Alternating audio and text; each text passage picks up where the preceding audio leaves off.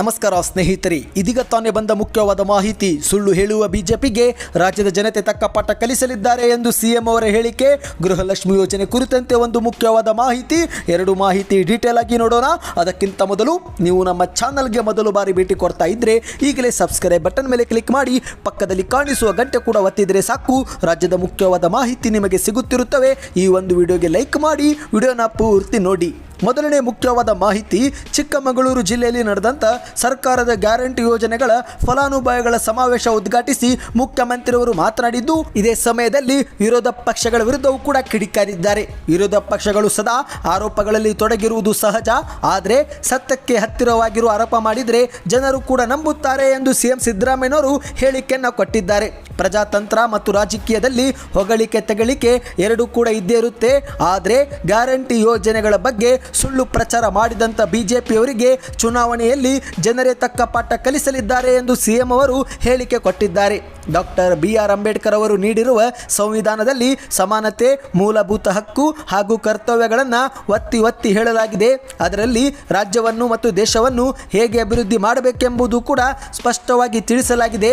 ಆದರೆ ಬಿಜೆಪಿ ನಾಯಕರು ಸುಳ್ಳು ಹೇಳುವ ಮೂಲಕ ಧರ್ಮದ ವಿಷ ಬೀಜ ಬಿತ್ತಿ ಅದರ ಲಾಭ ಪಡೆಯಲು ಪ್ರಯತ್ನ ಪಟ್ಟಿದ್ದಾರೆ ಎಂದು ಸಿಎಂ ಸಿದ್ದರಾಮಯ್ಯನವರು ಆರೋಪ ಮಾಡಿದ್ದಾರೆ. ಇದೇ ವೇಳೆ ಗ್ಯಾರಂಟಿ ಯೋಜನೆಗಳ ಕುರಿತಂತೆ ಮಾತನಾಡಿದಂಥ ಮುಖ್ಯಮಂತ್ರಿಯವರು, ರಾಜ್ಯದಲ್ಲಿ ಗ್ಯಾರಂಟಿ ಯೋಜನೆಗಳ 4.5 ಕೋಟಿ ಫಲಾನುಭವಿಗಳಿಗೆ ಬಿಜೆಪಿ ಈಗ ನಿರಂತರವಾಗಿ ಅವಮಾನ ಮಾಡ್ತಿದೆ.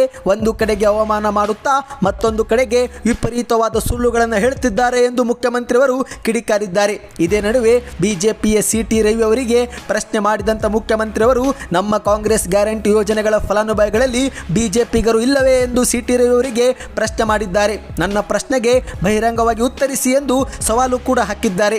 ಗ್ಯಾರಂಟಿ ಯೋಜನೆಗಳು ಅದು ರಾಜ್ಯದ ಜನರ ಹಕ್ಕು. ಫಲಾನುಭವಿಗಳನ್ನು ಅವಮಾನಿಸುವುದನ್ನು ತಕ್ಷಣವೇ ನಿಲ್ಲಿಸಿ ಎಂದು ಬಿಜೆಪಿ ನಾಯಕರಿಗೆ ಆಗ್ರಹಿಸಿದ್ದಾರೆ. ಇದೇ ಒಂದು ಭಾಷಣದಲ್ಲಿ ಮುಖ್ಯಮಂತ್ರಿಯವರು, ನಿಮಗೆ ಬಿಜೆಪಿ ಸರ್ಕಾರದ ಅಚ್ಚೆ ದಿನಗಳು ಬಂದಿದೆಯಾ ಎಂದು ಪ್ರಶ್ನೆ ಮಾಡಿದಾಗ ಅಲ್ಲಿ ನೆರೆದಿದ್ದಂಥ ಜನರು ಕೂಡ ಇಲ್ಲ ಎಂದು ಕೂಗಿದ್ದಾರೆ. ಸುಳ್ಳುಗಳ ಆಧಾರದಲ್ಲೇ ದೇಶವನ್ನು ಆಳುವ ಸರ್ಕಸ್ ಬಿಜೆಪಿ ಮಾಡ್ತಿದೆ. ಬಿಜೆಪಿಯವರು ಯಾವಾಗಲೂ ಕಾಂಗ್ರೆಸ್ ಮುಕ್ತ ಭಾರತ ಎನ್ನುತ್ತಿದ್ರು, ಆದರೆ ಕಾಂಗ್ರೆಸ್ ಹಸಿವು ಮುಕ್ತ ಭಾರತ ನಿರ್ಮಿಸಲು ನಿರಂತರವಾಗಿ ಕೆಲಸ ಮಾಡುತ್ತಿದೆ ಎಂದು ಮುಖ್ಯಮಂತ್ರಿಯವರು ಹೇಳಿಕೆ ಕೊಟ್ಟಿದ್ದಾರೆ. ಇಂದು ನಾವು ಮಾಡಿದಂಥ ಗ್ಯಾರಂಟಿ ಯೋಜನೆಗಳಿಂದ ಗೃಹಲಕ್ಷ್ಮಿ ಯೋಜನೆಯಡಿಯಲ್ಲಿ ಚಿಕ್ಕಮಗಳೂರು ಜಿಲ್ಲೆ ಒಂದರಲ್ಲೇ 2.5 ಲಕ್ಷ ಫಲಾನುಭವಿಗಳಿಗೆ ಪ್ರತಿ ತಿಂಗಳು 49 ಕೋಟಿ ಸಂದಾಯವಾಗುತ್ತಿದೆ.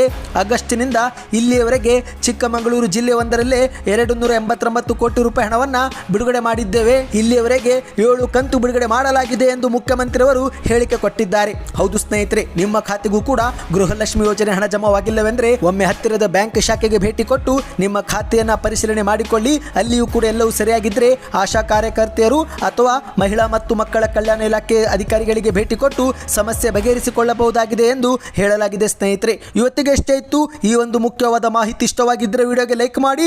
ಇದೇ ರೀತಿ ರಾಜ್ಯದ ಮಾಹಿತಿಗಳನ್ನು ಪಡೆಯಲು ಸುದ್ದಿ 7 ಚಾನಲ್ಗೆ ಸಬ್ಸ್ಕ್ರೈಬ್ ಮಾಡಿ.